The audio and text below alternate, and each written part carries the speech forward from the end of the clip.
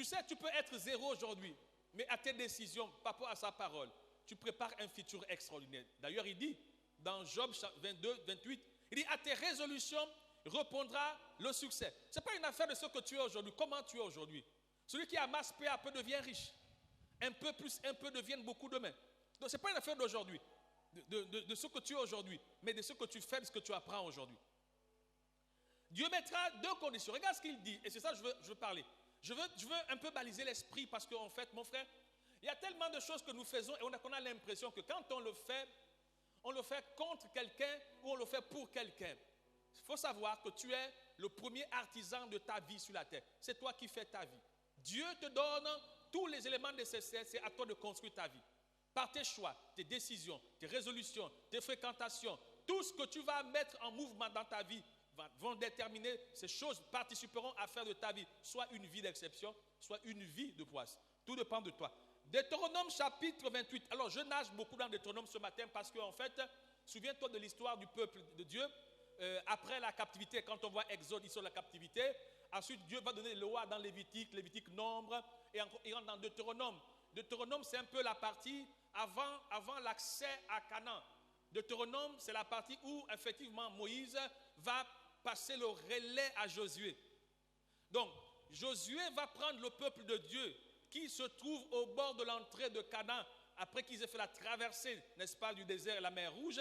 Alors, Josué, avant de prendre le relais pour introduire dans la ville, dans le nouveau pays où coule le lait et le miel, Moïse va leur dire ceci. Il dit, vous allez accéder dans la nouvelle condition de vie. Mais cette nouvelle condition, pour jouir effectivement, il va falloir que vous vous soumettez à ceci, à cela, etc. Voilà, donc c'est ce que nous sommes en train de faire. Nous sommes en train, n'est-ce pas, de parler avant l'accès. Si tu veux accéder dans le plan de Dieu, il va bien falloir comprendre ce que Dieu attend de toi là-bas. Parce qu'il faut remarquer qu'en fait, vous savez, beaucoup pensent que l'église est une perte de temps. C'est pourquoi les gens n'ont pas un engouement de venir à l'église. Mais en fait, parce qu'on a désacralisé le sacré. Ce qui se passe aujourd'hui, c'est qu'on a perverti. On a corrompu l'information. Et les gens ont du mal à se positionner. Je ne t'en veux pas tant toi. Parce que je crois que la mauvaise information a pour conséquence la déformation. Et quand quelqu'un est déformé, il sort de la norme. Et quand il sort de la norme, il perd le contrôle. C'est pourquoi il faut revenir sur ce qui est fondamental. Alors, le peuple devait intégrer Jéricho à Canaan. Il devait rentrer à Canaan. Ce qui se passe, c'est que c'était la fin de la mission, n'est-ce pas, de Moïse. Moïse s'arrête là, à Deutéronome. À Deutéronome, c'est la fin de Moïse. Alors, Moïse parle au peuple. Il dit, gars, vous allez entrer dans le territoire que Dieu a prévu pour vous. Mais sachez une chose. Et là, il parle de l'obéissance. Souviens-toi, je suis dans Deutéronome 28, donc je suis vers la fin de Deutéronome. Vers la fin. Souviens-toi que quand quelqu'un est en train de mourir et qu'il te parle et te dit, bon, tu sais, moi, je n'ai plus longtemps sur la terre, mais je voudrais que derrière, tu gères la famille, que derrière, tu t'occupes des enfants. Souviens-toi, prends soin des patrimoines. Ces paroles, on appelle ça la dernière volonté. S'il n'a pas eu le temps d'écrire un testament, mais c'est la dernière volonté. Et c'est ce qu'il faut prendre au sérieux. Et quand tu prends ça au sérieux, tu vas attirer dans ta vie une certaine bénédiction. Et cette étape, Moïse est en train de parler au peuple, dernière volonté. Il va leur dire, vous savez les enfants, on a marché ensemble depuis la captivité, depuis l'Égypte, depuis Exode, Lévitique, Nombre. Maintenant, on est à Deutéronome. Maintenant, je veux m'arrêter par ici. Si vous voulez jouir de ce que Dieu a prévu, il va vous falloir faire des choses. Deutéronome 28, premier dit, si tu obéis à la voix de ton Dieu, en observant et en mettant en pratique tous ces commandements que je te prescris aujourd'hui, l'Éternel ton Dieu te donnera la supériorité sur toutes les nations de la terre. Et puis il va déclarer des choses. Tu seras bien dans les champs, tu seras bien dans la ville, tu auras ceci, etc. Tu seras toujours devant la tête, non la queue. Il va parler jusqu'à Deutéronome 28, 14. Et quand vous lisez, il y a plein de bénédictions. Il dit, si tu obéis. Je pense qu'en fait, la plupart d'entre nous n'avons pas une véritable connaissance des avantages liés à l'obéissance à la parole du Seigneur. C'est pourquoi il y a tant de plaisanteries, d'amusements, de négligence. Parce qu'on n'a pas vraiment conscience. Mon frère, ta vie future dépend de ton obéissance présente. Tu ne seras pas autre chose demain que ce que tu décides de faire aujourd'hui. C'est pourquoi je n'aime pas trop le christianisme émotionnel. J'aime mieux la prise de conscience. Parce que le jour où tu es face à une situation ambiguë, que tu sois conscient et juste, quand quelque chose de bizarre t'arrive, que tu ne dises pas, c'est la faute de Dieu. Tu dois savoir quelle est ta part de responsabilité. Dieu au ciel, toi tu es sur la terre. Alors toi tu es sur la terre, Dieu te donne les lois, les principes de vie sur la terre. Dieu te dit des choses pour que tu puisses avoir le contrôle, la gestion, la possession, la domination sur les choses de la terre. Dieu ne descendra pas pour contrôler. Il te dit ce qu'il faut faire pour que tu aies le contrôle et que tu puisses jouir de ce qu'il a établi. Maintenant, il te revient de droit d'accepter ou de ne pas accepter. J'ai posé la question aux gens, pourquoi tu viens à l'église si ce que Dieu te dit ne te sert pas? Oui. Si ce que Dieu te dit, ce n'est pas important, pourquoi tu viens à l'église?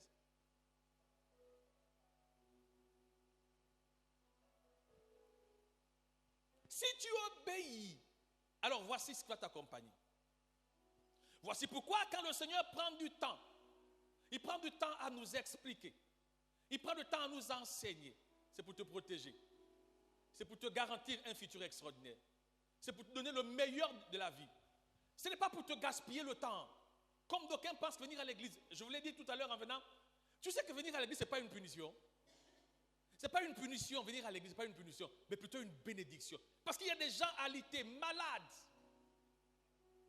Il y a des gens, va dans les hôpitaux, il y a des gens nantis financièrement. Regarde le monde, des gens qui sont en milliards de dollars, en milliards d'euros, mais qui sont dans des conditions de maladie pas possibles. Tu sais que se lever le matin, ce n'est pas on dit quoi, le fruit de nos efforts, c'est un don de Dieu. Donc, il faut prendre conscience. Et le rôle de l'église, ce n'est pas de t'embrouiller l'esprit, de te conscientiser. C'est le rôle de l'église. Le rôle de l'église, ce n'est pas non, c'est que quand tu sors de l'église, tu es en méditation, tu es en réflexion, tu es en cogito. Quand tu sors de l'église, il faut que quelque chose se passe. Il faut que j'arrête ça. La prise de conscience vient de l'information. Jésus dit, le Seigneur déclare dans Jérémie chapitre 29, 11, il dit, car moi je connais les projets que j'ai formés sur vous, les projets de paix et non de malheur. Mais ces projets-là, pour qu'elles se manifestent dans ta vie, il va falloir que tu choisisses ma condition et tu te mettes en pratique mes exigences. Parce que j'ai des projets pour toi. J'ai fait des projets pour toi, des projets de paix, de bonheur, que tu sois vraiment béni au maximum, que tu sois vraiment, Dieu a fait. Il dit, bien-aimé, je souhaite que tu prospères à tous égards, que tu sois en bonne santé, et comme prospère l'état de ton âme. Je souhaite. Tu sais, un souhait, c'est une vision, une projection, mais ce n'est pas accompli. Donc Dieu veut que tu sois béni, que tu sois prospère à tous égards, que tu ne manques de rien, que ta vie soit appréciée, appréciable, que tu sois une exception, une distinction. Dieu veut que tu sois élevé dans les hauteurs. Dieu veut que tu sois un leader majeur. Dieu veut que tu possèdes, c'est son plan. Mais souviens-toi, toute offre, comme sur la terre, est soumise à condition. Le problème maintenant devient la condition. Mais il dit que sa condition n'est pas difficile, c'est juste accepter. Juste accepter. Juste accepter. Proverbe chapitre 16, 4. L'Éternel a tout fait pour un but. L'or là sur la terre, c'est pour un but. L'argent, c'est pour un but. Il a prévu à ce que ses enfants jouissent du meilleur. Du meilleur. Dieu veut que tu aies le meilleur. Dis avec moi que Dieu veut que j'ai le meilleur. Oui. Dieu veut que tu aies le meilleur. Sinon, pourquoi tu es à l'église?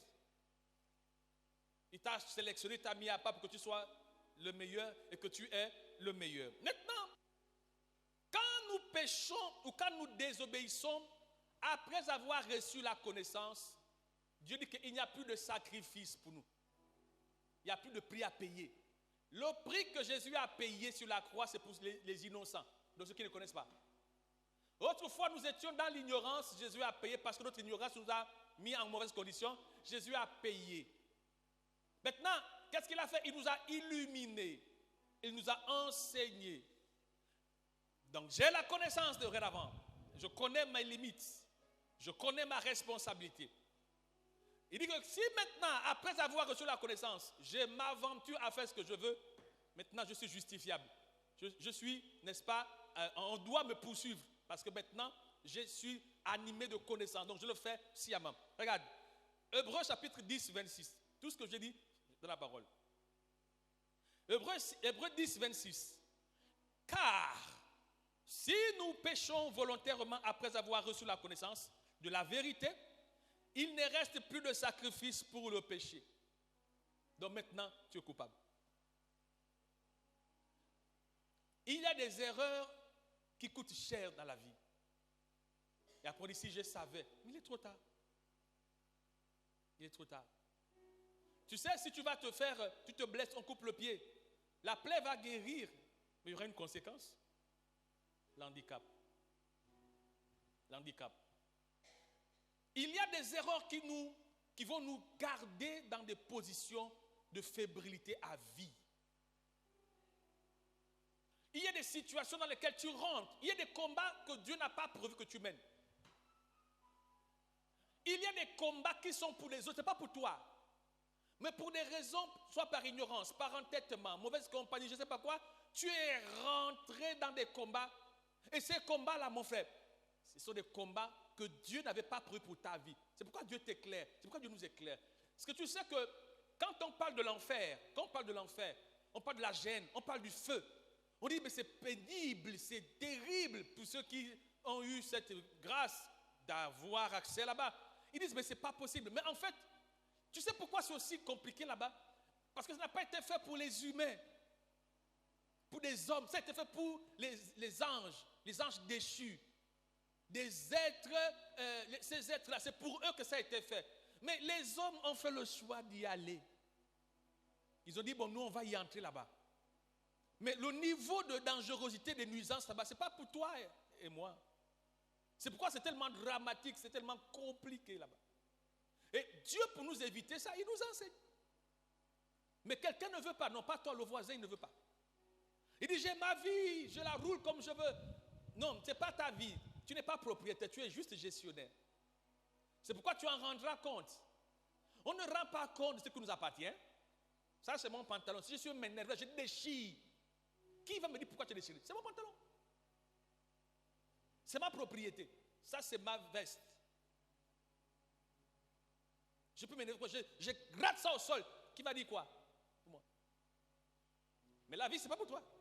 Dieu dit que si tu détruis la vie, le temple qu'il est là, il va te détruire aussi. Ça veut dire que nous ne sommes pas propriétaires, juste des gestionnaires. Donc la mauvaise utilisation te mettra en mauvaise condition. J'y arrive. Il dit que tous ceux qui pêchent après avoir reçu la connaissance ne sont plus excusables. Même dans la nature, quand ton enfant est ignorant, il est inconscient, il casse ton téléphone qui a coûté 2 millions, tu vas dire, oh mais papi, toi aussi, ça m'a coûté cher ce téléphone. Mais si ton enfant de 10 ans, il cache ça exprès, mon ami, quelque chose va se passer, et très vite d'ailleurs. Ça ne te va pas. Tu ne sais pas que ça m'a coûté de l'argent, viens ici. Parce que tu sais que cet enfant à cet âge-là n'est plus supposé être comme ça. Il ne doit plus faire cela. Donc il mérite la sanction. Mais si c'est un enfant de 2 ans, 3 ans, 4 ans, oh, mais toi aussi, papi, oh, mais pourquoi tu as fait ça? Parce que tu estimes qu'il est inconscient. Dieu nous traite comme ça quand nous ne connaissons pas. Mais maintenant, quand tu connais, il ne te traite plus comme ça. C'est pourquoi tu vois à l'église, il y a beaucoup de stagnation, beaucoup de frustration. Parce que Dieu, à un niveau, nous fait répondre de nos actes. Tu réponds de tes actes. Oui. Donc, si tu dis que bon, moi, beaucoup, je m'en fous, attends-toi à voir le Seigneur. Pourquoi je dis toutes ces choses ce matin? Parce qu'en fait, depuis un bon bout de temps, le Seigneur nous instruit, nous parle des choses. Si effectivement tu es adulte et que tu as reçu Jésus comme Seigneur et Sauveur, normalement, il doit y avoir un changement de paradigme. Il doit y avoir un changement de mentalité. Si tu ne changes pas, c'est qu'il y a un problème. Soit tu es un suicidaire, un kamikaze, tu as mis les bombes, tu veux t'exploser, ou bien quelque chose s'est passé. Soit tu n'es pas un humain normal, ou bien tu es un fils de je ne sais pas, de Caïn, je ne sais pas, mais bon, il faut me dire. Parce que quelqu'un ne peut pas s'auto-flageller comme ça. Nous tous, autant que nous sommes, on connaît ce qui est mauvais. Même quand on a envie de faire, on s'abstient parce qu'on sait, on se dit, il ne faut pas provoquer Dieu. Parce que quand Dieu commence à se mettre en boule sur quelqu'un, mon ami, qui peut te séparer? Qui peut séparer un combat entre Dieu et toi? Qui peut? Entre nous encore, on va dire, oh, maman m'a laisse, oh, laisse. Mais entre Dieu et puis toi, qui peut séparer? Entre le Créateur et sa créature, qui? Non, il ne faut pas chercher. Il ne faut pas chercher. Il ne faut pas chercher. On continue. Il dit quoi? Il veille sur sa parole. Jérémie chapitre 1 au verset 12. Et l'Éternel me dit, tu as bien vu, car je veille sur ma parole pour l'exécuter. Ce que Dieu a dit, il le fait. Quand Dieu a dit, il le fait. Quand Dieu a parlé, mon ami, ça va se faire. Si Dieu a dit qu'il va sanctionner, il va sanctionner. S'il dit qu'il va te bénir, il va te bénir. Personne ne peut l'arrêter. Amen. Galates chapitre 6, 7. Ne vous y trompez pas. On ne se moque pas de Dieu. Ce qu'un homme aura semé, il le moissonnera aussi. Bien aimé, il faut savoir que ce que tu fais aura un retour, soit en ta faveur, soit en ta défaveur. Ce qui est sûr, il y aura un retour sur toi. Tu sais, ce n'est pas une affaire d'aujourd'hui. Tôt ou tard, Dieu est un Dieu de temps. Le mépris de l'instruction aujourd'hui, tu me diras dans 2-3 ans. Dieu est patient, mais ce n'est pas qu'il a oublié. Rien ne se perd, rien ne se crée, tout se transforme. Quelqu'un a dit. Donc, il faut savoir, en venant à l'église, tu écoutes la parole et tu ne vas pas te conformer. Tu auras des problèmes avec le Seigneur. Je te dis, oh, moi, je n'ai pas le temps pour servir le Seigneur. Je te dis, tu vas payer. Tu vas payer où? Tous ceux qui ne veulent pas, Dieu t'a dit, tu dois le servir, tu ne veux pas le servir. Ou bien tu caches tes dons, tu caches tes talents. Et puis tu penses que c'est pour toi. Je te dis, prépare-toi. Il a fait des dons aux hommes. C'est-à-dire que Dieu nous a donné des capacités, pas pour que ce soit pour nous, mais il dit pour l'édification de son corps. Nous sommes les canaux par lesquels Dieu passe pour instruire, bénir, construire des vies et des destinées. Tu es chante, tu restes chez toi. Tu peux faire ça, tu ne veux pas, parce que tu ne veux pas. Mon ami, quand on dit don, c'est donner. C'est-à-dire que tu n'as pas payé. Et comme tu n'as pas payé, c'est-à-dire que quelqu'un t'a donné. Et celui qui t'a donné, il a des yeux sur toi. Tellement de chrétiens sont chez eux assis. Beaucoup ne veulent plus servir le Seigneur, ils sont assis. Je vous garantis. C'est pourquoi la plupart de ces gens-là, ils ont des fins bizarres. Ils ont des vies qui dégringolent. Ils ont des problèmes bizarres. Parce que quoi? Parce que la plupart estiment que servir Dieu aujourd'hui, c'est une perte de temps. Ils sont là assis. Oh, je viens ce dimanche, je ne sers pas. Parce que c'est trop exigeant, c'est trop cher. Mon ami, look at to me very well. Tu vas encaisser un jour. C'est juste une question de temps. Juste une question de temps. Vous pouvez rire dans le cœur. S'il vous plaît, notez. Écrivez quelque part qu'il y a un homme qu'on appelle Nzengi Brice. J'étais à l'église là où il prêchait. Et puis il avait dit qu'un jour, je vais encaisser. Tu vas encaisser. Ne vous y trompez pas, ne se moque pas de Dieu. Ce qu'un homme aura semé, il le moissonnera aussi. Donc il y a toujours une récolte. 2 Timothée 3, 16 à 17. Toute écriture est inspirée de Dieu. Et utile pour enseigner, pour convaincre, pour corriger, pour instruire dans la justice, afin que l'homme de Dieu soit accompli et propre à toute bonne œuvre. C'est ça ma mission ce matin. T'enseigner, t'instruire, te construire, afin que tu rectifies s'il y a lieu et afin que tu augmentes s'il le faut.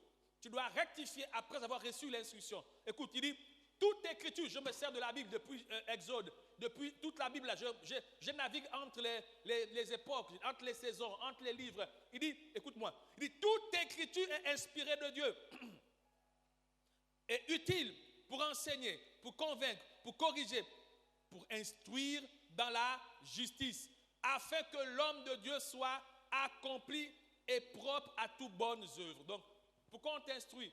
Pour que tu sois accompli, pour que tu sois bien, bon, pour que tu rectifies s'il le faut, pour que tu amplifies si besoin y est. Mais tu dois faire quelque chose pour toi. Tu dois faire quelque chose pour toi. Souvent j'ai prié, j'ai dit Seigneur, est-ce qu'il n'y a pas... Il me dit, Il dit, dans ce quartier, il y a les musiciens, il y a les chantres, il y a les pasteurs, il y a tout le monde ici. Mais la plupart sont chez eux assis.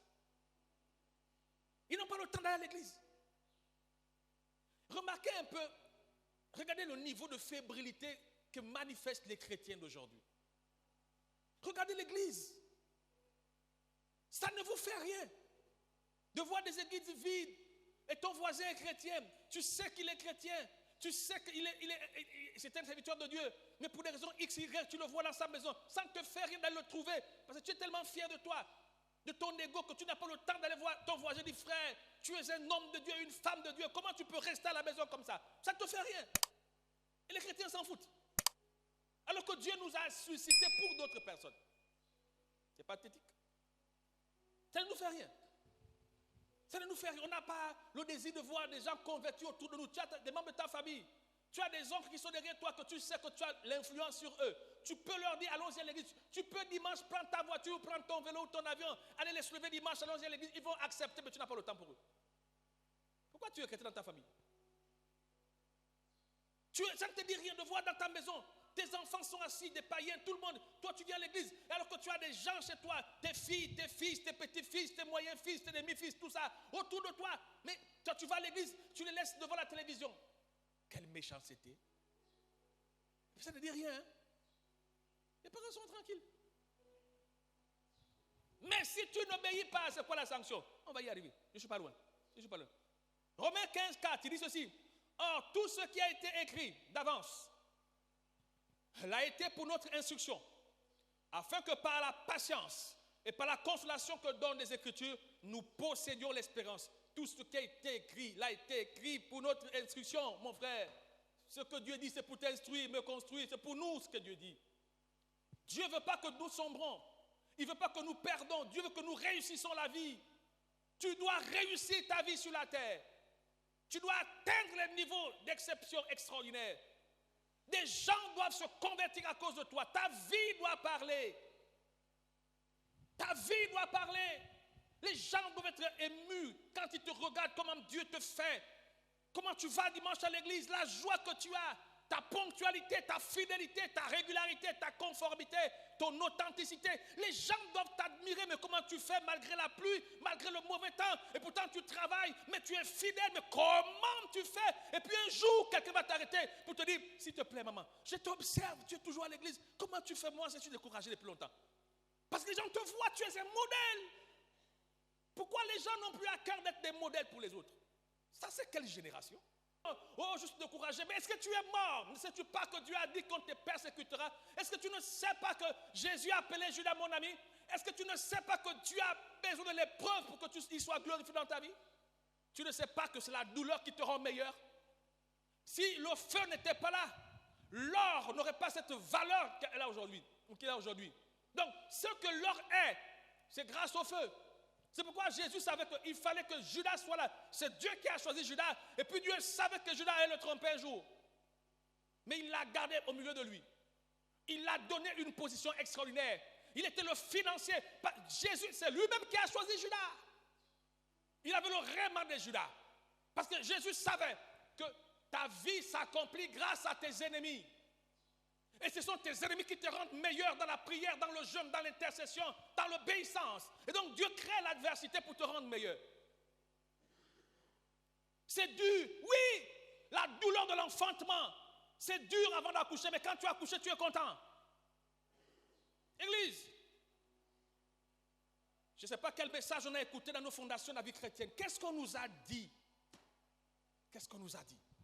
Qui t'a dit que le christianisme c'est une vie facile? Il n'y a aucune vie facile sur la terre. Même être païen, ce n'est pas facile.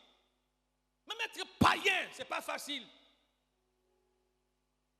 Même être païen, ce n'est pas facile. Tu sais pourquoi la fois quand il vient au monde, il pleure? Un jour, je me suis interrogé pourquoi la plupart des bébés, quand ils viennent, ils pleurent. Dès qu'ils sortent, en fait, il dit, mais Seigneur, c'est quoi ce monde? Rien que l'atmosphère est douloureuse. Il commence à pleurer, mon Dieu, ce monde, c'est un monde de boucan.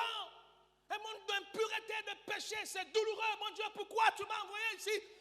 Et puis il commence à pleurer. C'est un langage, parce que ce monde n'est pas bon. Que tu sois chrétien ou pas, c'est dur. Tu dois te battre. Les autres se battent avec Satan. Mais toi, tu as Dieu. Mais tu dois assumer ton choix. Tu dois assumer ton choix. Tu ne vas pas tromper ton mari parce qu'il ne t'a pas donné de l'argent. Ou ta femme. Tu assumes ce que ton mari est. Il n'a pas ce que tous les autres hommes, mais c'est ton mari. Il n'est pas comme, mais c'est ton mari. C'est ta femme et tu assumes, tu vas avec. Si tu es chrétien, alors assume-le. Assume-le et sois fier d'être chrétien. Valorise ton Dieu. Valorise-le. Sois fier. Sois fier. Bon. 1 Corinthiens 10, 11. Ces choses leur sont arrivées pour servir d'exemple. Et elles ont été écrites pour notre instruction. À nous qui sommes parvenus à la fin des siècles, elles ont été écrites pour notre instruction. Bien-aimé en Christ Jésus, oh mon frère, c'est fait à dessein toutes ces informations. C'est pour toi et moi. Pourquoi les chrétiens sont-ils entêtés dans ce qui n'est pas bien? Que va-t-il se passer quand tu n'obéis pas? Alors, Dieu a prévu pour tous ceux qui ont l'art de désobéir un ensemble de sanctions qui vont déterminer leur futur. Il a prévu que certains d'entre nous auront un cœur dur, un mauvais cœur, un cœur transgresseur, un cœur désobéissant. Il a prévu qu'il y a des gens à qui on va parler, mais qui vont s'entêter. Donc, je m'adresse à ceux-là qui ont l'art de s'entêter et qui ont l'impression d'être les PDG de leur vie. Je suis là ce matin pour te rendre, n'est-ce pas, le verdict du ciel ce matin. Deutéronome 28, 15.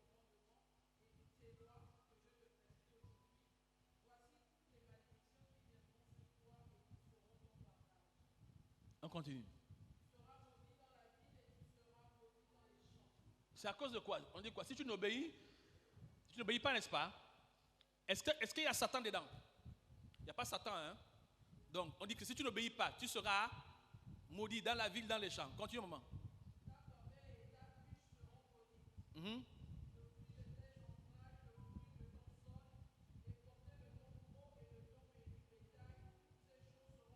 Le fruit de tes entrailles, tes enfants, petits-fils, toi-même tu les maudis parce que tu n'obéis pas. On continue. Pendant ton vie sur la terre, tu es né là, maudit, tu vas mourir maudit. On continue. Qui a envoyé? C'est pas Satan, hein? Lui-même, le boss, il a envoyé. C'est pas qu'on après on chasse Satan, maintenant on fait des délivrances. Lui-même il a envoyé. Alors on continue. Le trouble et la menace. On continue, maman.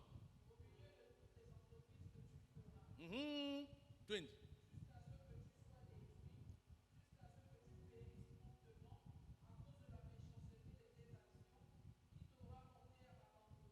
Qui t'aura porté à ma... Donc, tu as désobéi. On continue, maman. Allons-y.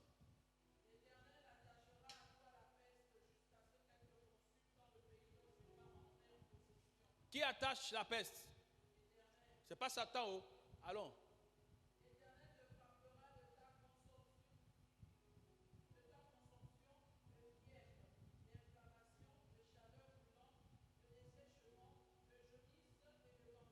Qui a frappé? C'est pas Satan, oh. Des fièvres, des jaunissements, des prosoptions, lui-même le gros moulin, tout ça. Lui-même, il t'a dit qu'il a mis en place tout un système de règlement des comptes. On continue, maman. Ils te poursuivront, mon ami. Tu peux te cacher dans les églises. Ah, chasser des démons, chasser. On peut te chasser des démons, on dit, ils te poursuivront. C'est pourquoi tu vois, il y a des divorces qui ne passent pas. On continue.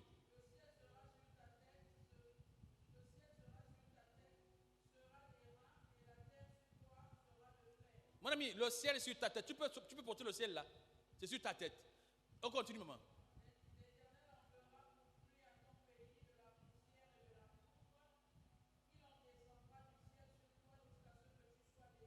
C'est-à-dire que même à cause de toi, le pays peut avoir des problèmes. À cause de ton désobéissance. Maman, allons, on continue.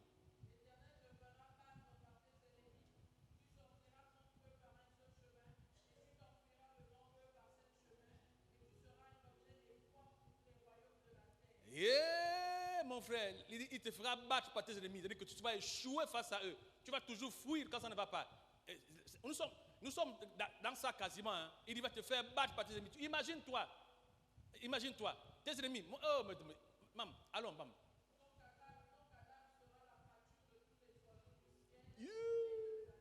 Yeah.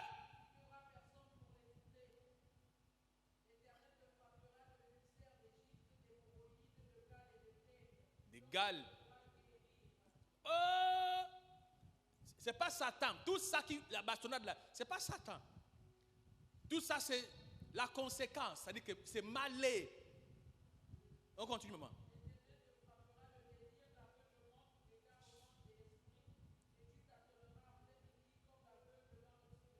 Ça c'est nous. Nous sommes là-dedans. Attends, maman. Frapper des délits d'aveuglement. Tu vas t'attendre en après-midi. C'est-à-dire que nous sommes à l'église là, aveugles. On ne voit rien. Regarde, ça là. Il faut t'asseoir et puis tu commences à réfléchir. Et puis tu vas trouver d'où toi tu es. Dans quelle malédiction toi tu es déjà arrivé. Comme ça, après souvent tu commences à avoir une intercession. Chacun de nous a ça. Tout ça là. Quelqu'un dedans. Tegno, ulcère, hémorroïde, maux de tête, trouble du système nerveux. Tout ça, il dit que tu es dans la confusion. Maman, allons. C'est chaud. C'est pas la blague. La guérison vient de la douleur.